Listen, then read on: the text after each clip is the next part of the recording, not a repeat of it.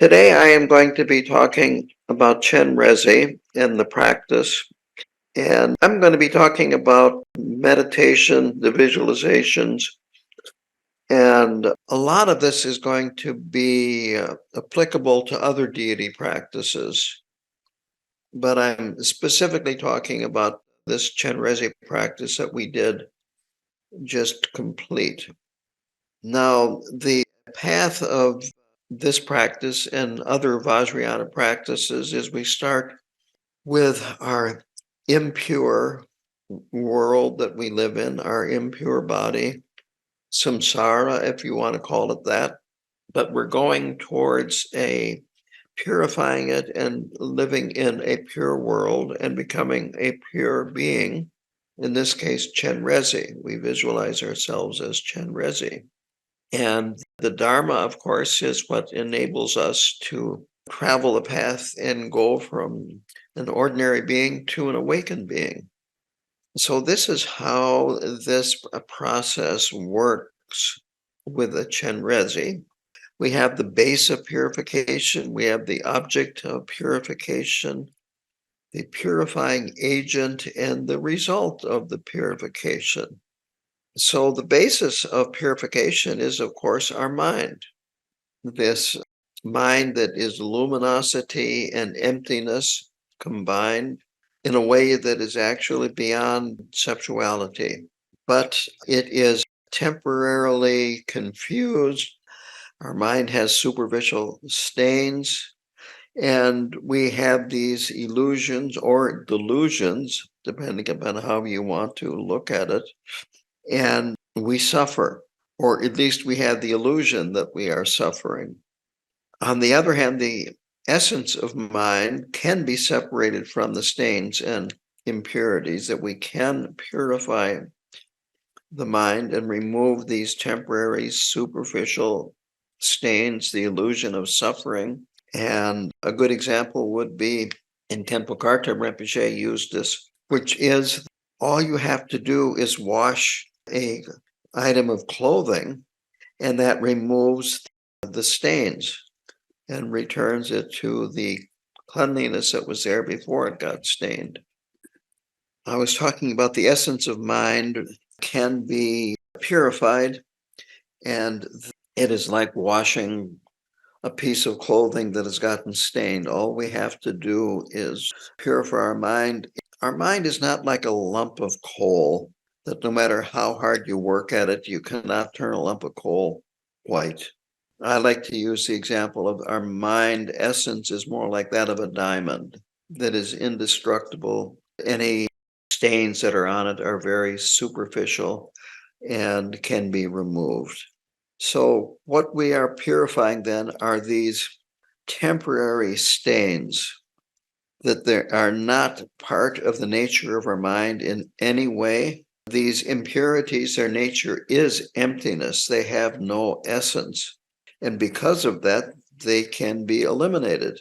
If they were not empty, if they were somehow or another independent objects of some sort that were permanent, well, of course we couldn't purify them, we couldn't remove them, but their essence is emptiness. Their emptiness is impermanence and change. So it is not a problem, and they can be easily removed. The root of this whole problem is duality, grasping on our part, and then an object which, in our confusion, we think is real and grasp onto. And this is what needs to be eliminated. This produces our conflicting emotions, our anger and aversion, desire, attachment, and so forth, all kinds of different confusing emotions. And then, of course, that produces karma, and that's where the suffering arises. Now, here is a very interesting way to look at this. And I'm getting this from Bokar Rinpoche's book, Chenrezig, Lord of Love. We have our sense consciousnesses, and we have forms that our sense consciousness latch onto. or various objects. So in the case of visual consciousness, we have forms, colors, and so forth. And with auditory consciousness, that is sounds, our nose, our olfactory consciousness, it smells and odors, fragrances, taste consciousness, which is whatever we can taste with our mouth, and then our ability to be aware of tactile sensations, contact, touching things. We have internal consciousness. We can experience an internal pain and so forth. And then the object of that consciousness. And finally, there's the mental consciousness and a whole host of mental objects that we latch on to. Now, in between that, there is, you might say, a space for us to do all kinds of things emotionally based on the consciousness and then the object. So the consciousness grasps and it grasps onto the object. And then again, all these different conflicting emotions. Now, the thing is, for the purpose of analysis, looking at them at two separate things. But of course, they're not two separate things. In our confusion, we see them as self and other. But we have to purify this polarity of I and other.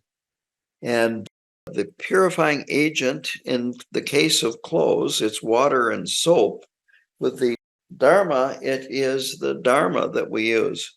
So meditating on Chenrezig is one of these agents of purification. When we think, I am Chenrezig, this helps us eliminate the confusion of having an ordinary self or an ordinary ego. When we meditate and visualize on the body of Chenrezig, his ornaments, his pure land, Dewa Chen, and so forth, this purifies this mental conditioning that we have, thinking of ourselves as ordinary and the world that we live in as being ordinary. So we're developing positive habits and we're weakening negative habits here. The result of this purification, you could say the fruition of this practice would be that you've totally purified this subject-object confusion, that you have attained a level of realization of the three bodies of the Buddha, which are the Dharmakaya, the Sambhogakaya, and the Nirmanakaya. There also is a fourth kaya, the Sambhogavika kaya, which is the inseparability of the first three kayas. But anyway, the Dharmakaya is basically emptiness, the unity of emptiness and clarity. It is without color, form, without any characteristic of any kind at all. And we attain that for our own benefit because other beings are not going to be aware of it. But from the Dharmakaya, you manifest what are called the form kayas, which are the Sambhogakaya and the Nirmanakaya. And these are for the benefit of other beings. The Sambhogakaya only appears to beings that have a high level of realization, but are not fully enlightened Buddhas. So it takes a lot of pure karma to be of a Sambhogakaya deity. The Nirmanakaya is a manifestation that is accessible to ordinary beings. Will take human form and an ordinary being can easily interact. It might be that they don't understand what the Nirmanakaya is trying to transmit to them, but they would at least be aware of the Nirmanakaya. And then, as I said, the Svabhavika Kaya is the inseparability of these three kayas. In other words, I'm talking about them separately for purposes of analysis and help understanding, but they are not three different things. They are just three different ways of looking at an enlightened being. The form bodies are spontaneously generated. They're like the radiance of the sun. A Dharmakaya does not think I need to manifest in a certain way to benefit a particular being or all beings. It just is like the sun's rays have to shine away from the sun. There's no choice. All of this is a result of aspirations, motivation, the accumulation of merit.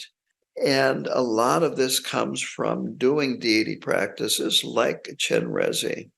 Now, just to go back to the very start, the basis of purification, it's very important to remind ourselves that we have this potential for awakening. We've never been separated from it. It has always been there, and it's just that we have not been aware of it and have not done what is necessary for it to be purified. So now the next point is initiation or an empowerment. The Tibetan word is Wang, W-A-N-G. And for Vajrayana practices to be effective, we need to have an empowerment or an initiation. It's the same Tibetan word with different English words that are used. The root word of empowerment is power, of course. Wang means power, and this is what an initiation does too. It's transmitting spiritual force from the person that is bestowing the empowerment to the person receiving it. And it gives the person receiving it permission to do the practice, and it makes their practice much more effective. And the Vajra master that performs the empowerment, they need to have received the empowerment from someone that, again, has received the empowerment from another person. And this lineage goes way back to the Buddha. So you have this unbroken lineage of masters that have connected back to the Buddha and can transmit this empowerment to you. Now, with Chenrezig, it is important to remember that Rinpoche has said we can do this if the person leading the practice has had an empowerment. You do not have to have an empowerment to do the practice in a group as long as the person leading has had the empowerment. And these empowerments have three, you might say, three aspects. That is the body, the speech, and the mind of Chenrezig. That when we receive an empowerment, we are receiving, you might say, spiritual power from the Vajra master bestowing the empowerment to attain the body of Chenrezig, to attain the speech of Chenrezig, and to attain the mind of Chenrezig. So the body empowerment allows us to visualize ourselves in the form of Chenrezig, as well as to view the universe as Dewa Chen, Chenrezig's realm, the land of bliss. And we are able to meditate on the union of appearance emptiness, because that's what the body of Chenrezig is, and the land of Dewa Chen is too, the union of appearance and emptiness. The speech empowerment gives the person the ability to recite his mantra, Om Mani Padme Hum, and to consider all sounds as mantra. When we finish the mantra repetition, we re-arise as the deity, and the instructions are that all sounds are the sounds of the mantra, Om Mani Padme Hum. And of course, all of this is beyond our ordinary conception of the world being very ordinary and full of things that we like and dislike and conflicting emotions and on and on and on. So this then, very simply, it allows us to meditate on the union of sound and emptiness. There are sounds, but also They are the nature of emptiness. Emptiness doesn't mean that sounds disappear or that forms disappear. It's just realizing that their nature is emptiness.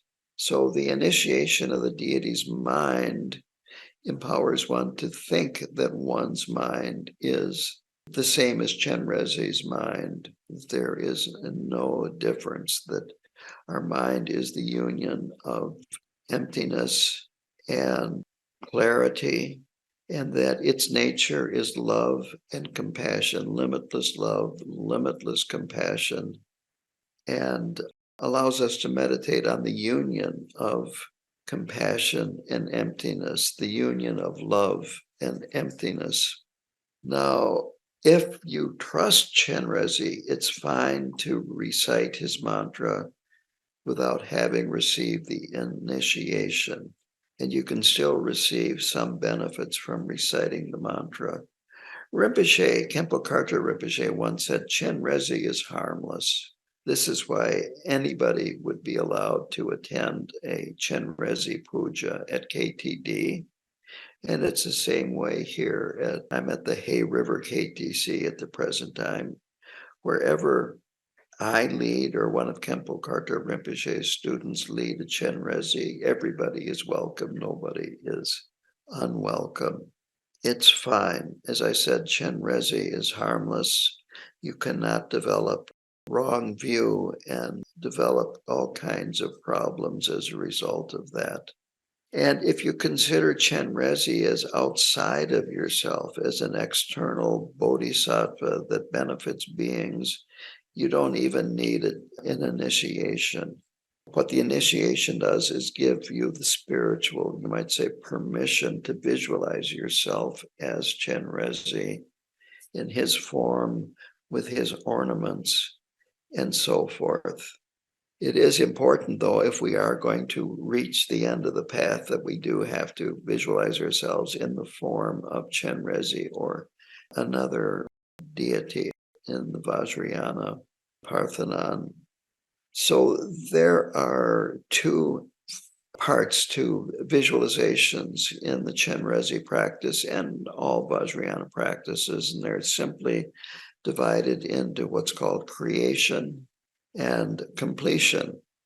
Creation refers to the first part of the meditation, where we mentally create the appearance, in this case, of Chenrezig, and the various hand symbols and gestures that he has, the lotus, the mala, his hands in the prayer mudra, the various jewelry that he wears on his ankles, his wrists, and around his neck, and so forth. Creating this appearance is part of this creation stage. And in fact, everything that is done up until the end of the mantra repetition is the creation stage. When we're doing the mantra repetition, there are visualizations that we do, that we create. All of that is the creation stage. The completion stage is when, after the mantra repetition, we dissolve all the appearances that we have created into emptiness. And then you rest in the nature of mind as best that you can. And you have a chance to experience non-thought. You may not be able to have that experience until you have been practicing diligently for a while. And there can even be a feeling of joy when you do this completion stage. A good metaphor for this is the ocean and the waves of the ocean. The creation stage are waves on the surface of the ocean. And the waves, of course, never leave the ocean, and they return to, you might say, the deeper parts of the ocean. So the creation stage, making waves, we're putting effort into creating thoughts, creating images in our mind, and activity and so forth. But then when we do the completion stage, we rest in non-thought. We dissolve the visualizations. Then at the end of that, when we start having thoughts again, we try to have the feeling that we have arose as Chenrezig and that the world is a pure realm of Dewa Chen, and all thoughts are the mind of Chenrezig, all sound are the sound of his mantra, and the world that we live in is actually the pure land of great bliss, Dewa Chen. A misunderstanding of all of this would be to think that the creation stage is like building a house, and the completion stage is destroying the house. It's not that way at all, that it's more this idea of, you might say, creating waves on the ocean and then the waves dissolving back into the ocean. For beginners, these two phases, creation and completion, are going to be distinct aspects, and that you visualize the deity or you visualize yourself as a deity eventually as we get towards the mantra repetition. And then after that, we dissolve the visualization by having things dissolve into Chenrezig, and then Chenrezig dissolves into the Hri, and then the Hri dissolves from the bottom up to the top. And then at that point, when even the top, the little tigli, or the little top dissolves and is gone, that's when we enter the completion phase, rest in non-thought the best that we can. And when a thought appears, imagine or visualize ourselves as Chenrezig. As you become more and more familiar with this practice, you realize that they are really not two separate parts, that there are just different ways of looking at this, that the visualizations are appearance emptiness, and that in the end, it's again appearance emptiness, and that both of these are present in the creation stage and the completion stage. So while we are doing these visualizations, this is what is happening. When we visualize our Chenrezig clearly, see his face, his jewels, his different colors, we're looking at him and imagining that he is just made out of light. He is not solid. So this is actually similar to the completion stage. This is why they are not separate. The same thing with sounds, that it's the union of sound and emptiness, thoughts, consciousness, and emptiness. So this idea of emptiness pervades the whole practice, and whether it be the completion stage or the creation stage, there is this underlying aspect of emptiness, and that's why they're not separate, the completion and the creation stages. From there, I want to talk about how this practice functions, how this works on progress on the spiritual path, that this allows us to develop qualities, very important qualities. This involves the six perfections, the six paramitas of generosity, discipline, ethical conduct, patience, diligence, wisdom, meditative concentration.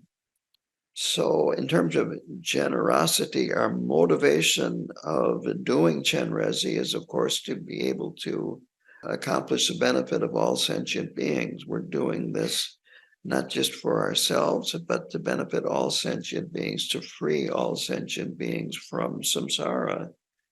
And in terms of discipline or ethical conduct, when we do the visualization and the recitation of the mantra, we're abandoning our ordinary activity of body, speech, and mind. We're abandoning our ordinary speech, our ordinary thoughts.